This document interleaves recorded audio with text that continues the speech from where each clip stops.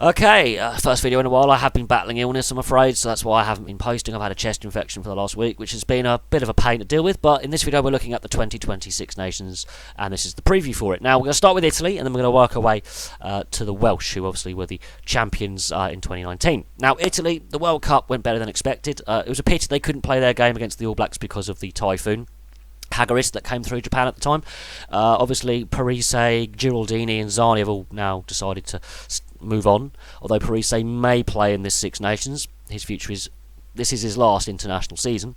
There can be no doubt. But it's time for Pellegrini and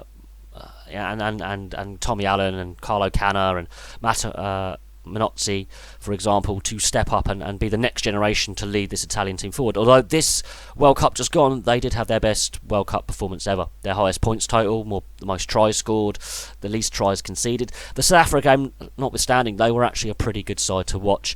So there's some green shoots there. So do not underestimate this Italian side that have been not great the last 4 or 5 years. Let's not hide away from that fact. They have been pretty poor.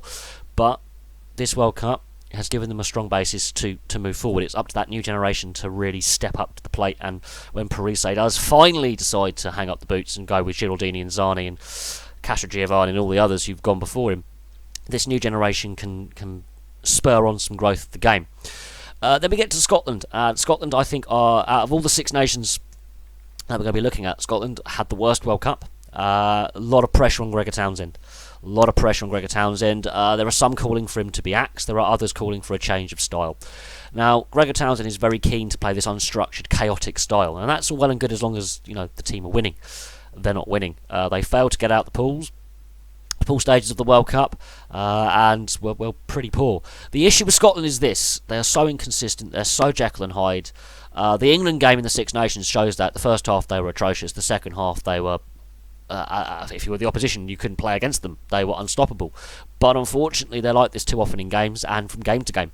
There is no consistent performances.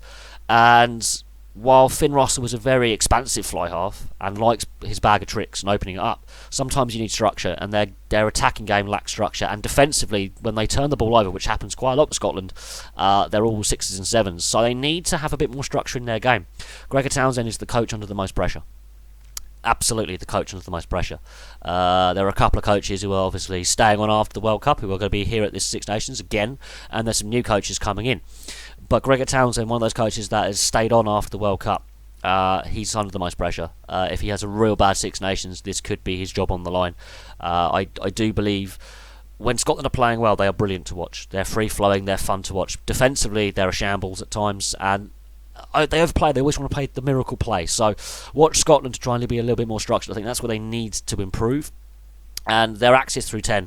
It doesn't matter if it's Hastings or Russell or Horn playing at 10. The same issues arise. Silly passes that are unnecessary, forcing the play, and generally being too unstructured. You need some structure there, and missing touch from penalties is inexcusable. So there are some issues. They have some star players, but they keep falling flat. Then we get to the French. We don't know what French team is going to turn up. They could be Grand Slam winners, or they could be wooden spoonists, or anywhere in between. Again, disappointing World Cup. They played better, I think, this World Cup than they had done in the previous 3-4 years. But, again, issues with 10. Issues with squad selection and consistency of squad selection. Although that started to calm down in the run-up to the World Cup. Over 200 players have worn a French Les Bleus jersey in the last 15 years. There's been so many French players. I think every French player or eligible French player in the top 14 has at least had one cap for France. There is no consistency in selection, and this is an issue that highlights the problems with the top 14 with so many overseas players. Ntamack has to be 10 going forward, but he's third choice fly half for his club. There's an issue there. You've got to look at Penaud, who's playing on the wing. He's a centre.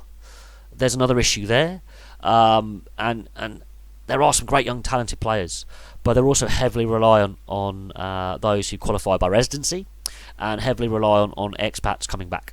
So colonials, those who are from the ex-French colonies and overseas territories, also bolstering their numbers. There's an issue with development of young players, and also there's an issue with selection because there's no consistent selection from match to match. You look at some Six Nations and the squad that's announced from weekend to weekend is different, and there's very few players that retain their place apart from mostly in the forward pack. The back line chops and changes far too often. That is a concern. Ntamack, if he is to become a quality 10, or even a quality fullback or inside centre, because he can play all three positions, he needs more game time at club level and needs to be a first or second choice rather than the third choice fly half, centre, fullback. He really does. He can pull the strings. He's like Freddie Michalak crossed with Johnny Wilkinson.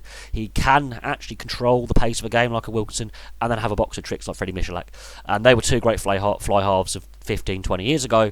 He has a bit of both of them in his game. But unfortunately, if you're not getting game time at club level, you can't build that partnership with senior players. You can't build that partnership with a scrum half partner. And then when you come to international level, while he's had a great start to his international career, you've got to wonder, can he take that next step and actually get to a World Cup final, win a World Cup, that kind of thing? Is he going to be given enough time at club level? But consistency in selection is a French problem. But also, they implode. Their discipline, shocking. Same with the Italians, same with Scotland as well. Their penalty count's very, very high. You look at these teams that are struggling, penalty count's quite high. Now, the Italians had a good World Cup by their standards, and it showed some good green shoots. Scotland had a shocking World Cup. France, a middling World Cup. Then we get to Ireland, a team that can't get past the quarterfinals. Perennial, they get stuck at that brick wall. Now, Andy Farrell is the new coach replacing Joel Schmidt, but he was his assistant. So how similar in style is it going to be from the previous regime to Farrell's regime? There are also concerns at fly half depth. After Johnny Sexton, is Carberry ready to be the full-time fly half? And after that, it's getting a little bit thin in the weeds there, with Paddy Jackson obviously now being in the wilderness because of his legal issues. Fly half could be an issue for Ireland going forward. And there's some other depth issues as well. A lot of injuries are creeping into some key players. Some of the core are ageing, and Sexton's becoming injury-prone. So that could be a key area, is that 9, 10, 12 axis for Ireland. A lot of injuries creeping into that axis, and that's crucial to the way Ireland play. Now also Andy Farrell, first time as a head coach. This could be really, really interesting. Is he ready to be a head coach? And how different will his style be from Joel Schmidt? Will he evolve it a little bit? Will he bring some of his rugby league nous in there when he was a rugby league player, and some of the coaching techniques he learned from being a rugby league player? Would that sort of filter through a little bit? But they need to evolve their tactics somewhat, because other teams have figured them out, as the last year and a half have proved. They have been pretty beatable. Even though they have beaten the All Blacks, they have won the Six Nations, and they have been one of the top teams in the world. The last 18 months, that sort of stopped working. Now we get on to England World Cup finalists. At the beginning of the World Cup, they weren't expected to get to the World Cup final. They improved throughout the tournament. They obviously were battered by the Springboks in the end. Again, some issues with England. The last 2.5 years haven't been perfect. There have been a lot of issues highlighted, mostly discipline, and also a little bit too rigid at 10-12. When you've got Ford and Farrell, or Farrell starting at 10, or Ford and Farrell starting together, the rigidity of those tactics have been found out, and the World Cup final proved that. This is where the question mark over Cipriani continues. Even though he's a bit further on in his career, he's that box of tricks fly half who can also play fullback and inside centre that you can bring on or even start in a game. And the fact that Eddie Jones doesn't want to go down that path is a concern. I think it would be a box of tricks that a lot of the players at international level wouldn't have seen. So, going to be interesting to see over the next 2 years, especially with Eddie Jones' contract running until 2021, if he calls upon Cipriani again, or is Cipriani done at international level. That'll be really interesting, because I think England do need that other fly half option who can bring that little bit of guile rather than the metronomical Farrell Ford axis, because the World Cup did prove in certain instances that it was very fallible, and discipline as well. There are also some injury concerns for some players. Discipline and that 9, 10, 12 axis is similar to Ireland. You worry about the depth of those positions when you get past a certain point. England have more depth in those positions, but at the same time, past Ford and Farrell, who is your starting fly half? If one or both were to go down injured or suspended, Farrell can look like to get a suspension with his temperament. Who is going to be the starting fly half if one or both get injured or suspended? That is the concern that you have if England are to not only be World Cup runners-up, but then in the next 4-year cycle go on and try and not only get back to the World Cup final, but win again. And this is the key. Finally, we get on to Wales. Again, a semi-final exit and 2 heavy defeats from the semi-final and the 3rd, 4th place playoff. The Gatland era is over. Now, the little joker in the hat that they have is Stephen Jones was obviously emergency called up when Rob Howley was investigated for gambling breaches of kind of contract and all that kind of stuff. So he's a good, bridge from the old regime to the new with Wayne Pivac. Now, Wayne Pivac has coached a lot of these players in the top 14 at club level. but he hasn't coached all of them. Now, Stephen Jones will be a good filter for that because he's now spent a whole World Cup campaign with these players as a coach. He's also played with some of these players as a player.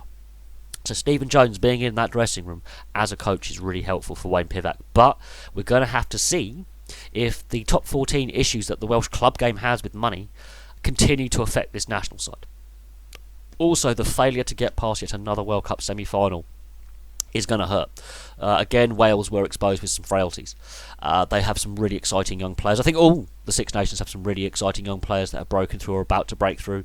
So we can't deny there's some real excitement there. But again, they can take a lot from the Gatland era. They've won the Six Nations multiple times. A lot of their players have gone on to become, Lions players as well, and win Lions tours, and draw Lions tours and things like that. However, they need to take their next step in World Cups, and this is a 4-year cycle. Now, Wayne Pivac and Andy Farrell will be given time to get to the next World Cup. Eddie Jones may extend his contract post-2021, or a successor may be found to follow in the same kind of style of play.